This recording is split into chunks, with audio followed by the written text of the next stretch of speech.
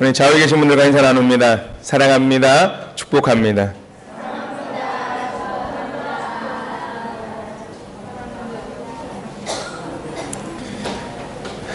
2016년 하반기도 일주일이 지났습니다. 하루하루, 일주일, 한 달, 1년, 예수 그리스도를 믿는 우리는 어떤 삶을 살아가야 될까요?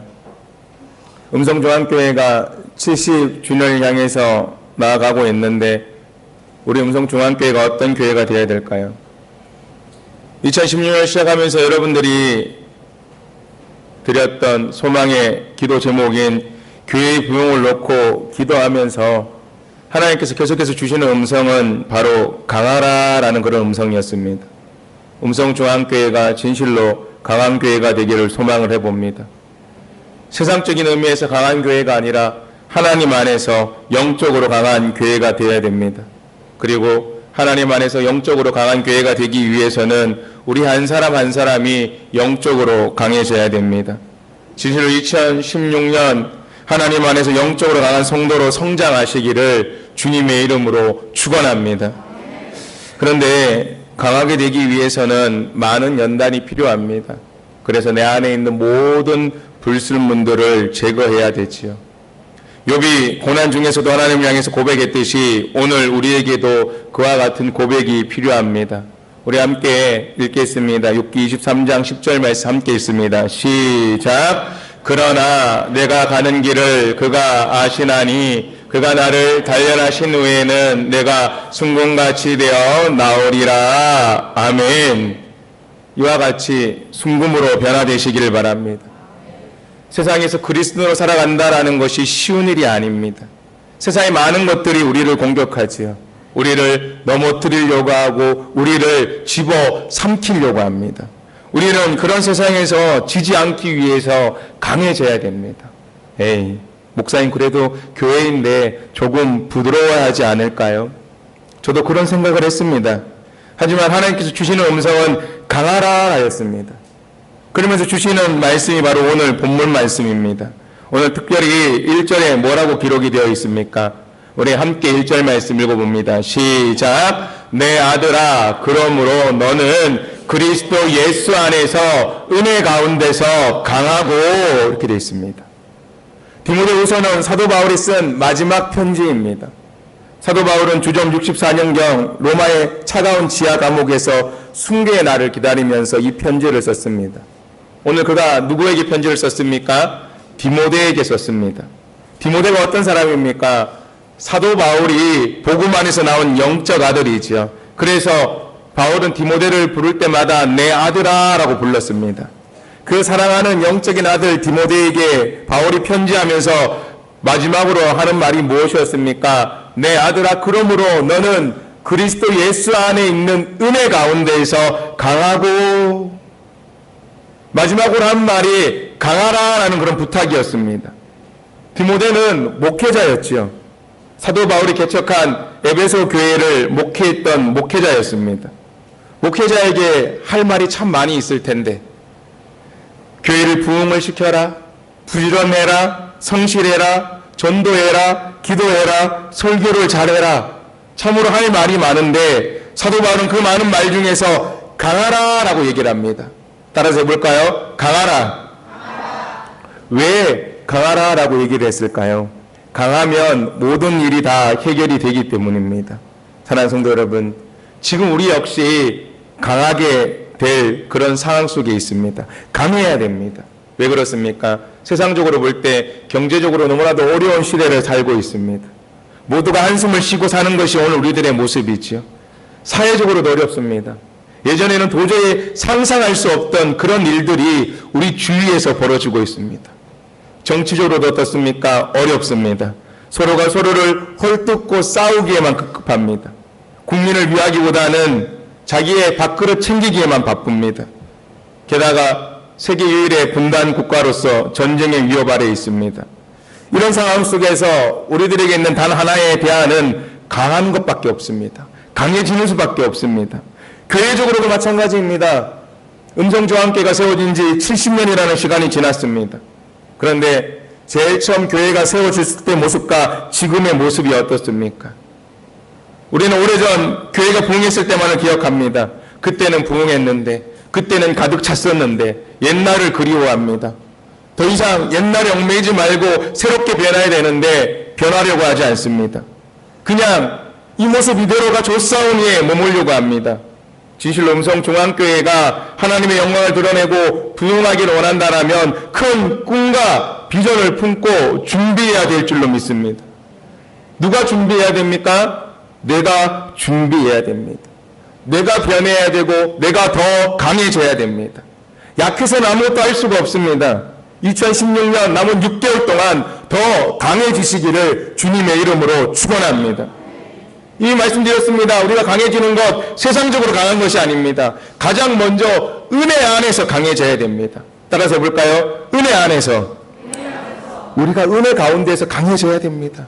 사도 바울이 강하라라고 말할 때 그냥 강하라고 하는 것이 아닙니다. 은혜 가운데서 강하라라고 이렇게 말한 것에 우리는 주목을 해야 됩니다.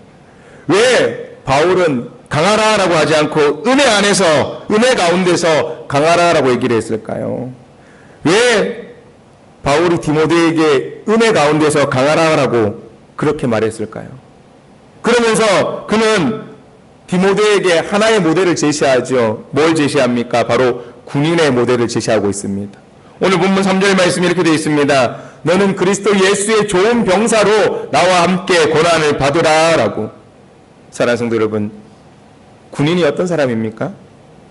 많은 특징이 있지만 무엇보다도 군인은 명령 안에 있는 사람입니다. 군인은 자기 마음대로 하는 사람이 아닙니다.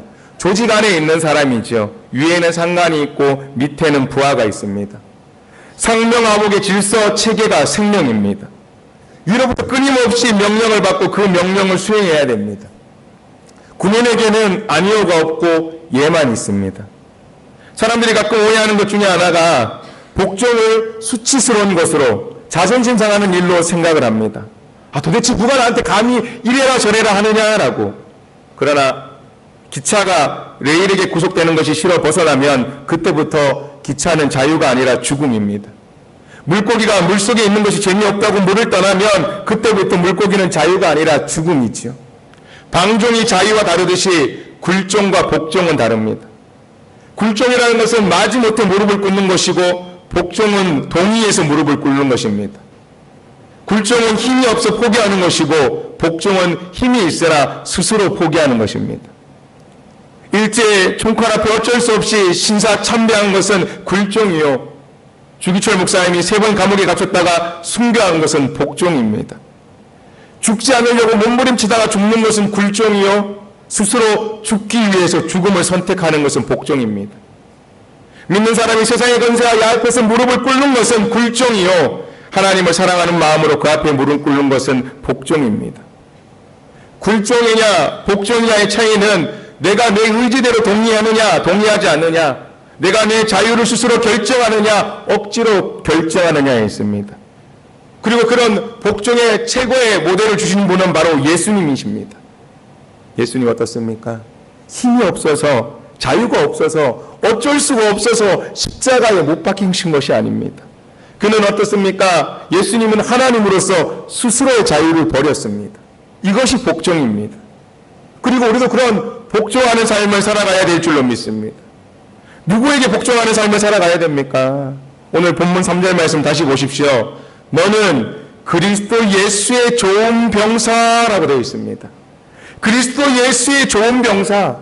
우리는 예수 그리스도께 복종하며 살아가야 될 줄로 믿습니다. 예수님께 굴종하는 것이 아니라 복종해야 됩니다.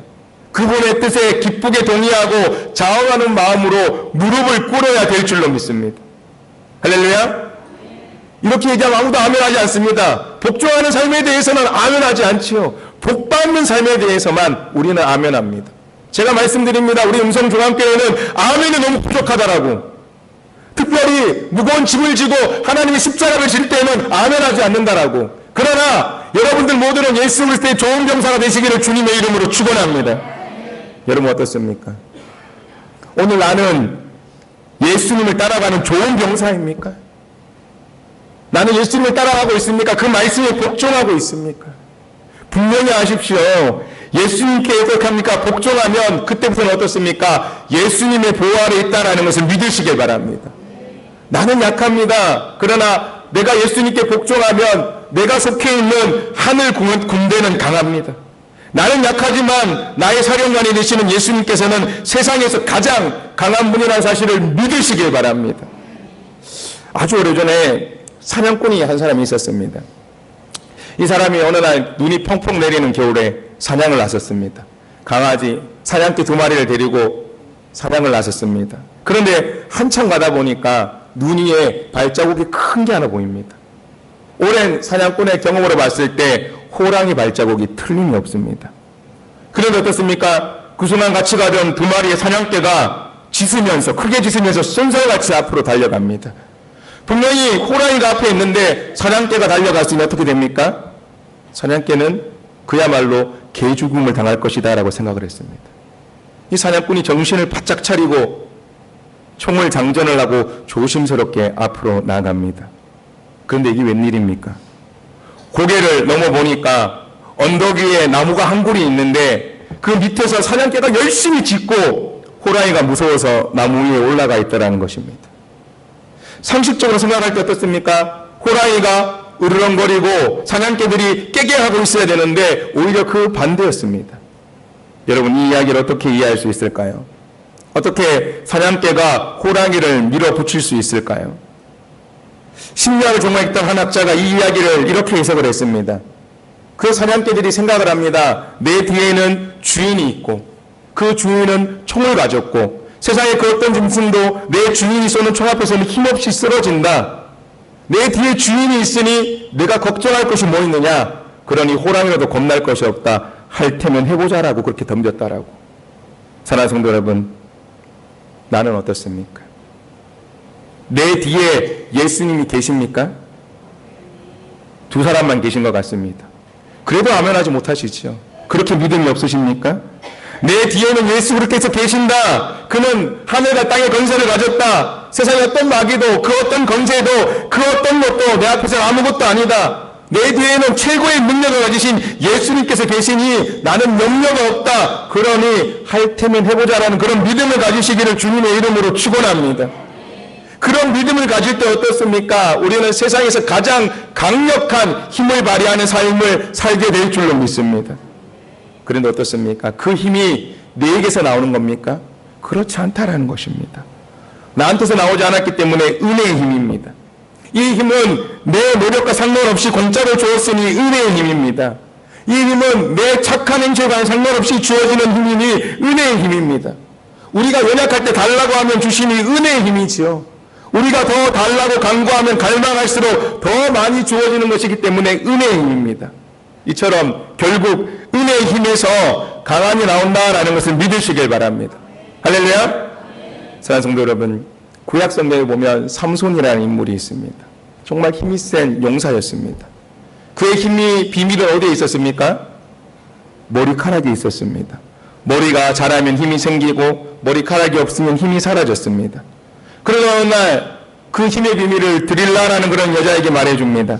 그리고 그 결과는 엄청난 파멸이었죠. 머리가 잘리게 되자 삼손은 힘을 잃고 붙잡혀서 2 눈이 뽑히고 짐승이 돌리는 맷돌을 돌리는 신세로 조롱거리가 되었습니다. 하지만 그때 삼손이 정말 깨달아야 됐던 것은 정말 삼손의 힘이 삼손의 머리카락에서 나왔습니까? 머리카락에 힘이 있습니까? 그것이 아닙니다. 삼손이 깨달아야 될 것은 자신의 힘은 누구에서 나온 것이었습니까? 하나님께서 나온다는 사실을 깨달아야만 했습니다. 그자 의지했던 것은 머리카락이었지만 이 머리카락은 아무 힘이 없습니다. 그 머리카락이 아니라 하나님을 의지해야 됐다라는 것이죠. 머리카락이 없어 망한 것이 아닙니다. 삼손은 하나님을 한 믿음이 없었기 때문에 망했습니다. 다윗이라는 인물, 너무나 우리가 잘 알고 있는 이야기가 있습니다. 물맷돌로 누구를 이깁니까? 거인 골리앗을 이깁니다. 그런데 그 물맷돌이 어떻습니까? 골리앗을 죽인 것입니까? 그렇지 않다라는 것입니다. 하나님의 능력이 골리앗을 죽인 것이지요. 지금도 어떻습니까? 다윗과 골리앗이 싸웠던 엘라 골짜기에 가면 다윗이 들었던 반질반질한 매끄러운 물맷돌이 지천에 깔려 있습니다. 그런데 그 많은 물맷돌과 다윗이 골리앗을 향해 던졌던 그 물맷돌은 차이가 있습니다. 어떤 차이가 있습니까? 다윗이 들었던 것은 돌이 아니라 믿음인 줄 깨달으시길 바랍니다. 하나님을 향한 믿음이었습니다. 사무엘상 17장 45절에 이렇게 되어 있습니다. 다윗이 블레셋 사람에게 이르되 너는 칼과 창과 단창으로 내게 나오거니와 나는 만군의 여호와의 이름 곧 내가 모욕하는 이스라엘 군대의 하나님의 이름으로 내게 나아가노라. 할렐루야. 모든 능력은 누구에게서 옵니까? 하나님께서로부터 옵니다. 그런데 그것은 우리 것이 아니기 때문에 은혜다라고 얘기를 합니다. 하나님께서 주셔서 받은 것이기 때문에 은혜입니다. 그래서 우리는 어디서 강해져야 됩니까? 은혜 가운데에서 강해져야 될 줄로 믿습니다. 예수님께서는 우리를 강하게 만드십니다. 예수님 때문에 우리가 강해지고 예수님을 믿고 강하게 변해가는 줄 믿으시길 바랍니다.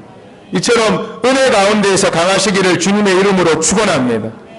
그런데 오늘 말씀해 보니까 사도 바울이 또 하나 강조하고 있는 것이 있습니다. 그것은 바로 훈련이 은혜를 강하게 한다라는 사실입니다. 따라서 합니다. 훈련이 은혜를 강하게 한다. 은혜는 훈련을 낳고 훈련은 은혜를 강하게 합니다. 하나님께서 우리에게 주신 모든 것이 다 은혜이지요. 우리가 숨쉬고 있는 것이 은혜입니다. 공기를 주신 것이 은혜입니다. 물을 주신 것이 은혜이지요. 세상의 모든 자연 만물 주님의 은혜입니다. 부모님이 있고 우리의 몸이 있고 나라가 있고 친구가 있는 것 다 은혜입니다. 여러분 공기 여러분들이 노력해서 만드셨습니까? 그렇지 않죠. 우리가 노력한 것이 아니라 다 하나님께서 선물로 주셨습니다. 우리는 살면서 작은 것은 노력하고 작은 건 노력하고 어떻습니까? 큰 것을 은혜로 받고 있습니다. 그런데 그 은혜 가운데 가장 큰 은혜는 바로 예수님의 은혜이지요. 예수님께서 십자가에서 나를 구원해 주신 은혜만큼 더 큰 은혜가 어디에 있겠습니까? 그런데 하나님께서 내게 주신 은혜가 되기 위해서는 훈련이 필요합니다. 은혜는 훈련을 통해서 강해지고 훈련은 은혜 안에 있는 가능성을 풀어내기 때문입니다. 성경을 잘 보시길 바랍니다. 성경에 나오는 인물 가운데 훈련 없이 하나님의 은혜를 누린 사람이 있습니까? 아브라함은 75세에 하나님께 약속을 받았습니다. 하나님의 은혜로 어떤 약속을 받았습니까? 자손의 번성의 축복을 받았습니다. 그런데 얼마를 기다립니까? 25년을 기다려서 훈련을 받았습니다. 이삭은 40세 결혼해서 20년 만에 아들 야곱을 얻었고 야곱은 어떻습니까? 하란에서 20년 동안 수많은 고생 끝에 하나님의 복을 받아 누립니다. 하나님께서는 모세를 통해서 이스라엘 백성들에게 적과 꿀이 흐르는 가나안 땅을 주겠다라고 은혜로 약속을 했지만 그 은혜의 약속은 강야 40년의 길고도 긴 기다림과 고통스러운 훈련 끝에 이루어졌습니다. 하나님께서는 다윗에게 이스라엘의 왕으로 삼겠다라고 약속을 했지만 그 약속이 이루어질 때까지 40년간의 사울의 통치와 20년간의 긴 광야 유랑생활이라는 훈련을 거쳐야만 됐습니다. 예수님은 어떻습니까? 3일 동안 그 십자가를 지기 위해서 33년간의 훈련을 하셨습니다.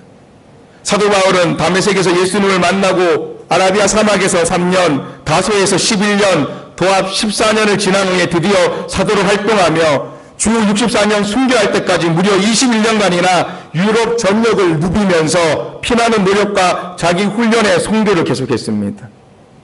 어느 누가 훈련 없이 은혜를 이야기할 수 있습니까? 누가 은혜를 공짜라고 얘기를 하고 있습니까? 은혜가 정말 값비싼 은혜가 되려면 훈련을 통과해야 됩니다. 훈련이 없는 은혜는 종이 쪼가리 은혜이요 값싼 은혜에 불과하다는 것을 깨달으시길 바랍니다. 이스라엘 유다 강야를 가면 눈에 띄는 식물들이 있죠. 바로 가시나무입니다. 형형색색의 이름 없는 가시나무가 유다 강야에 수도 없이 많이 살고 있습니다. 대표적인 게 엉겅퀴가 바로 가시나무이죠.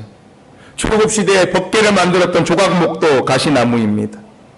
요담의 비유에 나오는 나무도 가시나무이요 모세가 하나님의 불을 보았던 떨기나무도 가시나무입니다.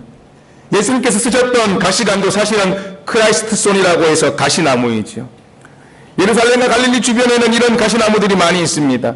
그 중에 케이퍼라는 가시나무도 있습니다. 이 나무는 땅에 바짝 엎드려서 키를 낮추고 삽니다. 왜 도대체 이런 가시나무들이 많이 있을까? 왜 강야에는 가시나무들이 있을까라는 생각을 해봤습니다. 왜 강야에는 가시나무가 잘 자라는가도 또한 생각을 해봤습니다. 그러다가 깨달았습니다. 강야는 척박한 땅이니까 가시나무가 많구나. 그리고 한 가지 더 깨달았습니다. 강야 같은 세상에 살려면 가시나무와 같이 훈련을 받으면서 살아야 된다라는 사실입니다. 할렐루야. 좋은 땅에 있는 나무는 물을 마시며 살아갑니다. 그러나 광야의 가시나무는 물도 없이 살아갑니다. 정원 안에 있는 꽃은 누군가가 돌봅니다. 그러나 가시나무는 아무도 돌보지 않습니다. 그러므로 살아가려면 강해져야 됩니다. 강해지기 위해서 광야의 무더위를 건져내야 됩니다. 물 한 방울 없는 그 광야의 고통을 이겨내야 됩니다. 광야에서 살아남으려면 광야에 맞는 훈련을 받아야 됩니다. 가시나무 근성과 가시나무 훈련을 받은 나무만이 광야에서 살아남을 수가 있습니다. 그런데 동일합니다. 누가 영적인 광야에서 살아남을 수 있겠습니까? 광야의 모든 훈련을 잘 견딘 사람만이 영적인 광야에서 살아남을 줄로 믿습니다. 광야의 근성과 광야의 훈련이 필요합니다. 이처럼 은혜 안에서 강해지기 위해서는 훈련을 받아야 된다는 사실을 깨닫고 훈련을 통해서 믿음으로 더 성장하시기를 주님의 이름으로 축원합니다. 그러면 우리가 어떻게 훈련을 받아야 됩니까? 어디까지 훈련을 받아야 됩니까? 우리는 충성된 사람이 되도록 훈련을 받아야 됩니다. 따라서 합니다. 충성된 사람이 되자. 사도 바울은 오늘 말씀 안에서 은혜 가운데에서 강해야 될 이유를 이렇게 얘기를 합니다. 오늘 본문 2절에 이렇게 기록이 되어 있습니다. 또 내가 많은 증인 앞에서 내게 들은 바를 충성된 사람들에게 부탁하라 라고 되어 있습니다. 충성된 사람, 아주 중요한 말이죠. 세상은 어떻습니까? 능력 있는 사람을 중요시 여깁니다. 그러나 하나님께서는 충성된 사람을 중요하게 여긴다는 것을 믿으시길 바랍니다. 왜 그런 줄 아십니까? 왜 능력 있는 사람보다 충성된 사람을 하나님께서 더 좋아하실까요? 능력 있는 사람은 어떻게 됩니까? 자신의 뭘 믿습니까? 능력을 믿기 때문입니다. 그러나 충성된 사람은 하나님의 능력을 믿습니다. 바로 이런 이유 때문에 하나님께서는 교회 안에서나 밖에서나 우리를 충성된 사람으로 훈련시키기를 원하고 계십니다. 하나님께서 우리를 강하고 충성된 사람으로 훈련시키실 때에는 다음과 같은 세 가지 기준을 두고 있습니다. 첫 번째는 높은 표준입니다. 따라서 합니다. 높은 표준. 다 주무시죠? 다시 한번 합니다. 높은 표준. 강한 사람. 그럼 따라 하셔야 됩니다. 강한 사람은 그리고 충성된 사람은 표준이 높다라는 것입니다. 다시 말해서 목표가 높다라는 것이죠. 다른 사람보다 높은 꿈이 있습니다. 그리고 그 꿈을 위해서 가감하게 훈련의 대가를 지불합니다. 자, 오늘 고등학교에 유도 선수가 있다라고 생각을 해봅시다. 자, 유도 선수입니다. 그런데 이 학생의 꿈이 자기 반에서 가장 유도를 잘하는 학생이 되는 것이다라고 하면 어떻습니까? 연습할 필요가 있을까요? 연습할 필요가 없다라는 것입니다. 이미 어떻습니까? 유도 선수로 자기 반에서 유도를 제일 잘하기 때문입니다. 그런데 이 학생이 올림픽에서 금메달을 따는 것을 목표로 하고 유도를 한다면 어떻게 됩니까? 슬슬 놀면서 훈련할 수가 있을까요? 그럴 수 없다라는 것입니다. 목표가 높고 큰 만큼 많은 노력과 수고가 필요하기 때문입니다. 동일합니다. 예수 그리스도를 믿는 성도가 주일날 오전 11시 한번 예배 나오는 것, 이것을 신앙생활의 목표로 놓는다라면 그 사람은 하나님의 일을 할 것이 거의 없습니다. 일할 필요가 없죠. 11시 예배 지키는 것만 내 삶의 목표라면, 내 신앙의 목표라면 토요일 늦게까지 TV 보고 늦게까지 인터넷 하고 새벽에 한숨 자고 오전 10시쯤 일어나서 잠깐 씻고 교회 오면 되기 때문입니다. 그런데 그가 정말 성도들이, 여러분들이 예수님을 닮은 제자가 되기로 마음 먹었다라면 그렇게 신앙생활을 할 수 없다라는 것입니다. 성경 66번을 이해하기 위해서 성경을 읽어야 될 것이고, 성경을 암송해야 될 것이고, 성경을 또 어떻습니까? 가르치는 그 성경 공부에 빠지지 않을 것이고, 내 자신과 싸워서 새벽에도 일어나서 기도해야 된다는 것입니다. 왜 그렇습니까? 우리의 목표가 단순히 11시 예배, 오전 11시 예배만 드리는 것이 아니라 예수님을 닮아가는 그런 삶이 되겠다라고 목표가 바뀌었기 때문입니다. 수준이 높아졌기 때문입니다. 우리는 신앙의 표준을 높이 세워야 됩니다. 이루려는 훈련의 목표를 크게 잡아야 되죠. 지금까지 내가 믿어온 신앙의 수준을 표준으로 삼지 마십시오. 수준과 표준은 다릅니다. 내 수준을 목표로 삼지 마십시오. 지금 내 신앙의 수준에 거룩한 불만감을 느끼시기를 주님의 이름으로 축원합니다. 내 자신을 보고 내가 왜 이것밖에 신앙생활 하지 못할까라고, 믿음 생활 제일 잘하는 분을 신앙의 표준으로 삼기를 주님의 이름으로 축원합니다. 그래야 어떻게 됩니까? 우리는 강해질 수 있습니다. 우리가 표준을 높이 세워야 되는 이유가 또 하나 있습니다. 오늘 본문 2절 하반절에 뭐라고 되어 있습니까? 이렇게 되어 있습니다. 또 다른 사람들을 가르칠 수 있으리라 라고. 또 다른 사람들을 가르칠 수 있으리라 라는 이 말, 우리가 강한 사람이 되고 하나님 안에서 충성된 사람이 되어야 될 이유는 내 자신의 성취나 성숙이 목적이 아니라 어떻습니까? 나 외에 다른 사람을 그리스도의 제자로 만들기 위해서입니다. 나 혼자 잘 되기 위해서 강한 사람이 되라는 말씀이 아닙니다. 다른 사람들을 섬기기 위해서 강한 사람이 되어야 됩니다. 내가 힘이 있어야 어떻게 합니까? 다른 사람들을 섬길 수가 있습니다. 다른 사람을 지배하기 위해서가 강한 사람이 되는 것이 아닙니다. 나 말고 또 다른 사람을 충성된 사람으로 만들고 또 그 사람이 다른 사람을 그리스도의 제자로 만들기 위해서 그렇게 해야 됩니다. 목표가 다르다라는 것입니다. 목적이 다르다라는 것이죠. 불교처럼 부처가 되고 해탈하기 위해서 강한 사람이 되라는 것이 아닙니다. 나치나 IS처럼 남을 죽이고 정복하기 위해서 강하는 것이 아닙니다. 다른 사람을 주님의 제자로 만들기 위해서 강해지라라고 말씀하고 있습니다. 그러니 내가 다른 사람을 강하게 만들기 위해서 내가 강해져야 되니 얼마나 많은 훈련을 받아야 되겠습니까? 얼마나 강해져야 되겠습니까? 성경을 보시길 바랍니다. 엘리야가 엘리사를 키웠더니 엘리사가 수많은 성도들을 키웁니다. 예수님께서 12제자를 가르쳤더니 12제자가 120문도가 3,000명을 돌아오는 놀라운 역사를 일으킵니다. 사도 바울이 디모데를 가르쳤더니 디모데가 수많은 에베소 교인들을 가르쳤습니다. 우리는 영적인 지도자가 되기 위해서 강해져야 되고 다른 사람을 제자로 만들기 위해서 강해져야 된다는 것을 잊지 않아야 됩니다. 잠언 27장 17절에 이렇게 얘기를 합니다. 철이 철을 날카롭게 하는 것 같이 사람이 그의 친구의 얼굴을 빛나게 하느니라 라고. 우리는 다른 사람을 철로 만들기 위해서 강해져야 됩니다. 그러므로 신앙의 목표를 높게 잡으시기를 주님의 이름으로 축원합니다. 높게 잡을수록 그 목표대로 이루어질 줄 믿으시기를 주님의 이름으로 축원합니다. 그리고 두 번째 기준은 뭐냐? 내일을 위해서 오늘의 즐거움을 유보해야 됩니다. 따라서 합니다. 내일을 위해서 오늘의 즐거움을 유보하자. 스코트 팩이라는 사람이 그의 책에 아직도 가야 할 길에서 훈련을 이렇게 정리하고 있습니다. 훈련이란 함께 읽습니다. 시작. 고통을 먼저 선택하고 즐거움을 나중에 누리는 것. 내일의 더 큰 즐거움을 위하여 오늘의 작은 즐거움을 유보시키는 것이 영적 훈련이다라고 그렇게 얘기를 하고 있습니다. 이와 동일한 내용을 미국의 맥스웰 목사님이 이렇게 이야기를 합니다. Play today, pay tomorrow. Pay today, play tomorrow라고 그렇게 얘기를 하고 있습니다. 오늘 놀면 내일 지불해야 되고 오늘 지불하면 내일 논다라는 그런 말이죠. 마태복음 13장에 보면 밭에 감추인 보화의 비유가 나오죠. 마태복음 13장 40절에 이렇게 되어 있습니다.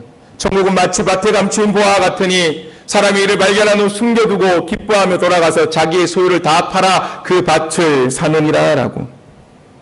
남의 집에서 일하는 농부가 어느 날 어떻습니까? 주인의 밭에서 갈다 보니까 우연히 그 밭 안에 감추어 있는 보화를 발견하게 됩니다. 무언가 달그락해서 보니까 금은보화가 가득한 항아리가 땅속에 파묻혀 있는 것입니다. 그것을 아무도 몰래 훔쳐갈 수도 있지만 만약에 그렇게 훔쳐갔다가 발각되면 큰일 날 것 같고 그렇다고 어떻습니까? 엄청난 금은보화를 못 본 채 지나갈 수가 없어서 아내에게 와서 집을 팔자고 합니다. 자, 우리 어느 날 최국문 권사님이 일을 하다가 정말 막 보화가 발견되어 있는 그 땅을 발견하게 됐습니다. 그래서 최 권사님이 우리 유춘하 권사님한테 물어봅니다. 우리 집 팔자고. 그럼 권사님 어떻게 하겠습니까? 안 되죠, 그죠? 미쳤습니다, 그죠? 우리 남편이 뭘 잘못 먹었습니다. 본인이 그럽니다. 여보 미쳤어. 왜 더위 먹었어? 일하다가 안 돼. 그런데 어떻습니까? 자기 집을 팝니다. 그런데 자기 집 팔고도 어떻습니까? 그 땅을 못 사죠. 그러면 어떻게 합니까? 빚을 냅니다. 어머니 와서 말립니다. 야 미쳤냐? 너 왜 빚까지 내고 집도 팔고 너 뭐 하려고 그러냐? 집안 온 집안 사람들이 다 말리죠. 아버지 미쳤어요. 왜 그래요? 막 다 말립니다. 그런데 어떻습니까? 그 농부는 그 반대를 안 하고 하지 않고 모든 것을 다 팔고 빚까지 내서 어떻게 합니까? 그 땅을 사게 됩니다. 그런데 그 땅을 산 다음에 그 농부가 어떻게 됩니까? 엄청난 부자가 된 줄 믿으시길 바랍니다. 아무리 좋은 것을 봐도 어떻습니까? 내 것을 팔지 않으면 그것을 살 수가 없습니다. 며칠 헛간에 잠잘지라도 금은보화가 있는 밭을 살 수만 있다면 헛간에서 자는 것은 문제가 되지 않습니다. 사랑하는 성도 여러분, 우리는 우리의 인생의 최고의 보화가 뭔지 알고 있습니다. 그리고 그 보화가 예수님 안에 있는 것을 알고 있습니다. 하지만 문제는 뭡니까? 그 보화를 얻기 위해서 우리는 투자하지 않습니다. 나중에 얻을 축복보다 지금 당장 내가 헛간에서 자면 어떻게 되나 그것을 걱정합니다. 그래서 어떻습니까? 이대로가 좋사오니 하면서 하루하루 살아가고 있습니다. 하지만 영적인 법칙은 지금 고생하면 나중에 즐겁고 지금 즐거우면 나중에 고생한다입니다. 오늘 놀면 내일 지불할 수밖에 없고 오늘 지불하면 내일 논다라는 것이죠.